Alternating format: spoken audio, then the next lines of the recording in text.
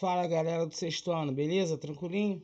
Olha só, como a gente já tinha conversado, como eu já tinha falado com vocês, a gente vai começar agora a trabalhar mais o livro 03, o livro 02, a apostila 02. A gente já fez, já expliquei os conteúdos, revisei, passamos aí conteúdo, os exercícios, né? Então assim, a gente vai começar a introduzir agora no mês de agosto o livro 03, dando continuidade aos nossos estudos, beleza? Deixa eu só botar ativar meu modo aula aqui, beleza? Já botar na página que a gente vai começar a trabalhar. Ok, deixa eu dar meu zoom. Beleza? A gente vai trabalhar a unidade 1, beleza? Começando a trabalhar conteúdos da atmosfera, ok? Começando a trabalhar conteúdos da atmosfera. Atmosfera, sua dinâmica, parte da atmosfera, a influência da atmosfera na nossa vida, tá? Então, a gente vai dar o significado primeiro de atmosfera, beleza? A atmosfera é a camada dos gases do planeta, beleza? Esfera seria a parte mais a esfera, que envolve o planeta, e átomo seria a composição de gases, algo em torno disso, beleza? Então, a função da atmosfera ela tem algumas funções específicas. Primeiro, promover os gases que sustentam a vida na Terra, tá? A gente vai ver quais são eles daqui a pouquinho, e filtrar aí os raios solares que vêm direto na Terra. Lembrando que a Terra é o terceiro planeta do sistema solar, então é relativamente próximo, muito próximo ao Sol. Se não fosse a atmosfera, a gente teria uma incidência de raios solares muito maior. A gente teria aí uma incidência que queimaria qualquer corpo, qualquer indivíduo que estivesse na superfície terrestre. Então isso não promoveria a vida. Então o que a atmosfera faz? Ela filtra esses raios solares, tá? Segura dentro da atmosfera, dentro dela, próximo à superfície, o calor necessário à sustentação da vida e promove um equilíbrio térmico, beleza? Então a gente está falando de algumas funções. Primeiro, promover os gases provenientes da vida. Segundo, filtrar os raios solares. Terceiro, manter um equilíbrio térmico perto da superfície e dentro do planeta, ok? Isso possibilita a manutenção da vida, ok? Aqui a gente pode ver, né, uma fotografia, isso tem no livro de vocês, beleza? Na primeira página da unidade 1, as várias camadas da atmosfera, tá? Essa diferença de iluminação, essa diferença de tonalidade azul nos promove imaginar as camadas, que a gente vai trabalhar daqui a pouquinho também, tá? E também nos promove aí a visão da atmosfera. A gente muitas vezes esquece que no planeta existe uma atmosfera por não ver os gases, tá? Mas existe essa atmosfera, ela está presente, a gente está em contato com ela 24 horas por dia, tá? Não tem como, não quero entrar em contato com a atmosfera, isso não existe. Desde o momento que você está respirando, você está em contato com ela, ok? Então aqui nós temos, deixa eu até dar um zoom aqui maior, para a gente conseguir verificar esses gases que estão dentro da atmosfera, beleza? A gente vai ter os gases permanentes, tá? Onde nós vamos ter aí uma predominância de 78% de nitrogênio, 20,95% de oxigênio e o restante aí de outros gases. A gente vai ter os gases permanentes, que são esses que vão estar em toda a atmosfera, e os gases variáveis que vão estar aí mais em um lugar, menos no outro, dependendo da atividade humana. Tipo, dióxido de carbono, vapor d'água, numa Amazônia, por exemplo, a gente vai ter mais vapor d'água do que no deserto do Saara. Beleza? Pela interação que a floresta vai ter com a atmosfera, tá? Pela evapotranspiração que a gente já trabalhou, né? Do que no deserto do Saara. Dióxido de carbono, metano, óxido nitroso e tal, vai depender se a cidade é uma cidade industrial, se tem muito ônibus, caminhão rodando, vai depender, isso vai variar de lugar para lugar. Por isso que o nome são gases variáveis, tá? E a porcentagem dentro da atmosfera, né, vai variar também, claro, lógico, de lugar para lugar. O que varia é a porcentagem, tá? Beleza? E aqui a gente tem hidrogênio, que é muito importante, tá? Também, ok? Então a gente tem 78% de nitrogênio, 0,0006 de hidrogênio, tá? O hidrogênio vai ser importante, que ele vai se juntar junto com o oxigênio, como a gente já trabalhou essa formulazinha. Olha o Alex dando aula também de química, beleza? Quando ele junta dois átomos de hidrogênio com um de oxigênio, vai formar uma molécula de água. Beleza? Então, tá aí a importância também do hidrogênio na atmosfera. Por menos que ele esteja presente solto na atmosfera, ele tá ali, tá formando, tá fazendo o ciclo da água, tá participando, tá? Tá dentro do vapor da água também, beleza? Junto com o oxigênio, logicamente. Então, assim, ele vai participar tanto dos gases permanentes quanto dos gases variáveis quando ele se junta com o oxigênio para fazer ali a molécula de água, beleza? Aí a gente analisa aqui, ó. Tem um gráficozinho muito legal aqui da proporção, tá? Da proporção desses gases permanentes aí e dos gases variáveis, tá? Então a gente vai ter 78% de nitrogênio, essa parte amarelinha aqui, beleza? Algo em torno de 21%, 20,95% de oxigênio, tá? E os outros gases complementando o restante desses 100%, beleza?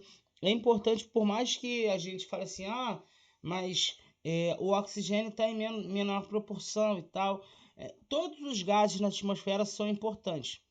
Quando a gente respira, na realidade, quando a gente inspira o ar, né, quando a gente inspira os gases da atmosfera, a gente não está selecionando ali no nariz o que a gente está respirando. A gente vai respirar tudo junto, tá? Quando a gente está num lugar poluído, a gente vai respirar poluição também. Quando a gente está num lugar com muita poeira, a gente vai respirar a poeira também, né? Então a gente tem tudo junto e misturado na atmosfera, tá? Então, assim, você está num lugar muito poluído, por exemplo, vai ser prejudicial para a tua saúde, principalmente na parte respiratória.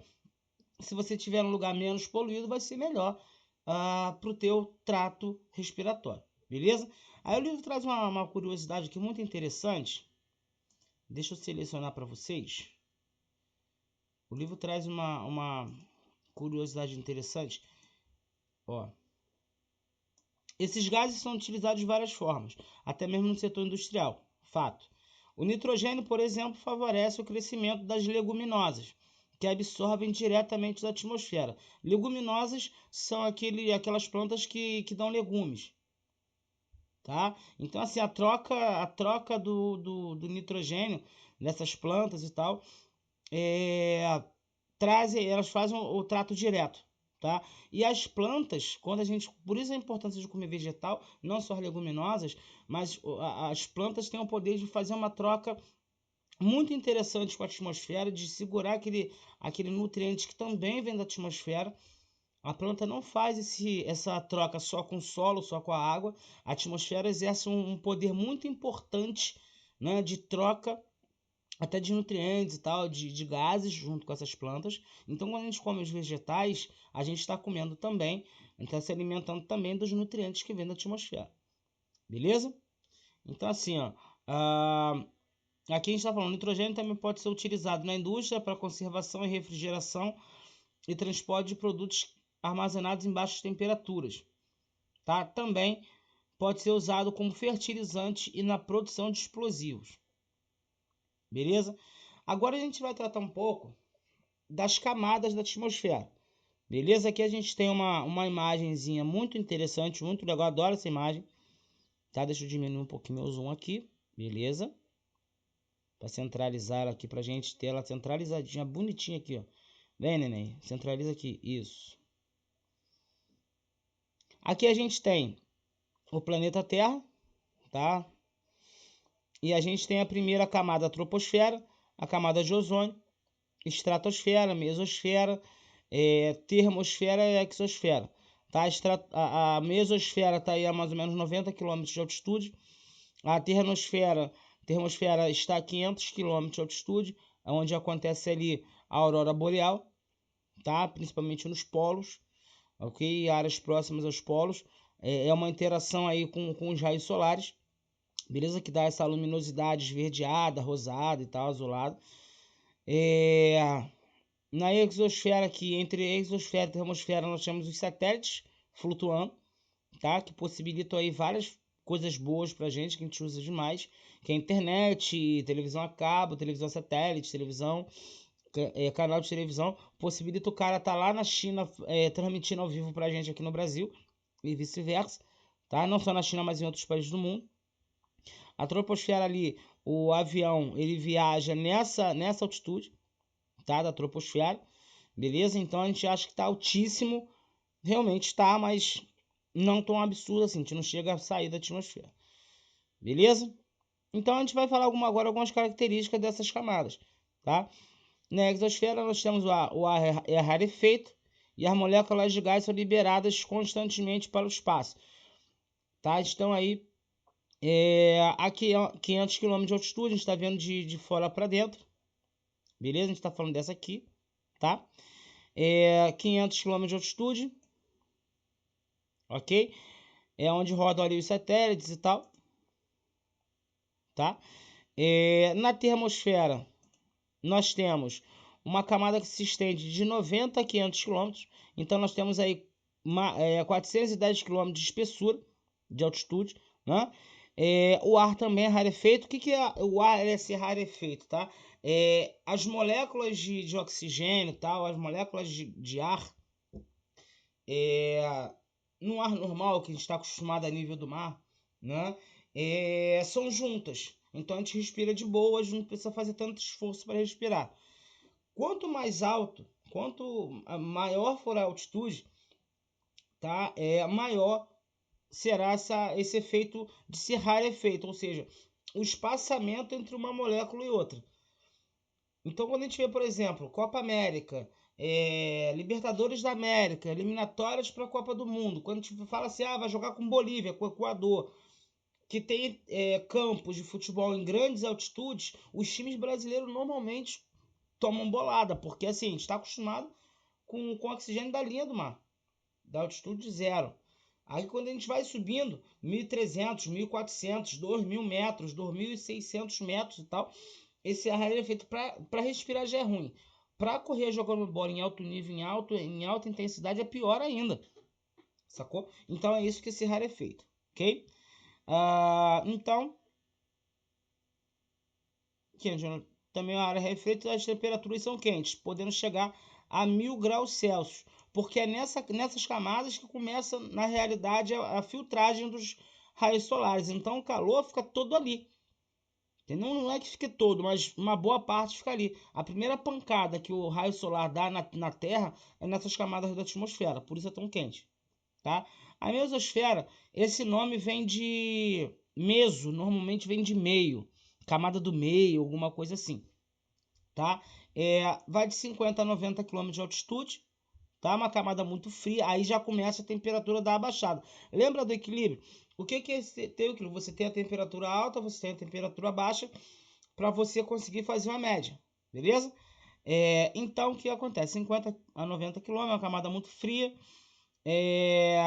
embora a sua temperatura nas partes mais elevadas sejam mais elevadas, tá? É nessa camada que ocorre o fenômeno popularmente conhecido como estrela cadente, tá? O rastro luminoso deixado no céu por corpos sólidos, tá? Então não é bem uma estrela cadente não, tá? É meteoroide. Então são corpos que vêm do espaço que a atmosfera trata de desfragmentar. Quando ela desfragmenta esses corpos celestes, eles normalmente deixam ali um rastro luminoso, a gente fala assim, estrela cadente. Não é estrela cadente, tá? eles nem luz própria têm. A luz que a gente vê no céu, até hoje estava noticiando que no sertão lá estavam vendo esse tipo de coisa, é da desfragmentação, ok? É do atrito entre o corpo celeste e a atmosfera, beleza? A estratosfera estende-se de 10 a 50 quilômetros, está vindo de fora para dentro, mais uma vez, de altitude.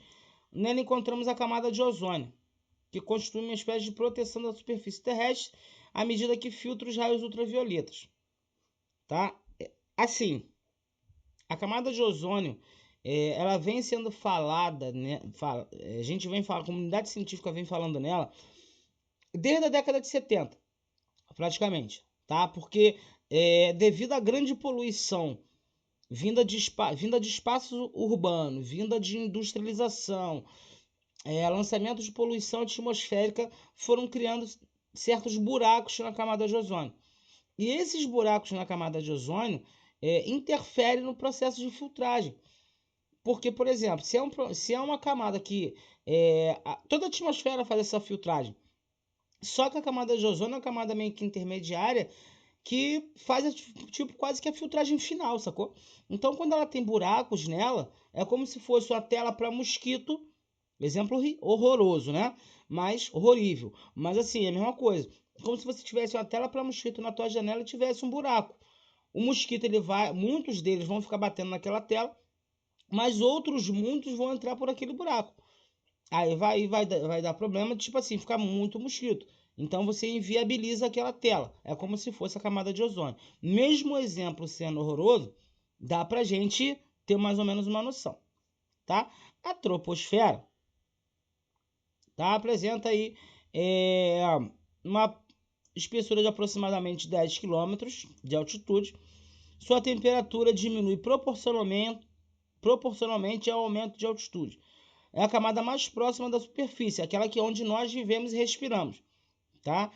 Apresenta características necessárias à existência de seres vivos e nela ocorrem fenômenos atmosféricos, como vento, chuva, geada e tempestade. Então, assim, quando a gente fala de tempo e clima, que vai ser um tema um pouco mais para frente, a gente está falando de eventos meteorológicos, tá? Dentro da troposfera, ok? Então, assim, é a camada onde nós vivemos, é a camada onde a gente sobrevive.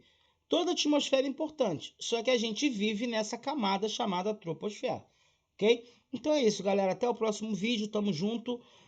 Exercícios na plataforma sobre esse tema estarão lá e sobre o tema do vídeo 02. Tamo junto, um beijo.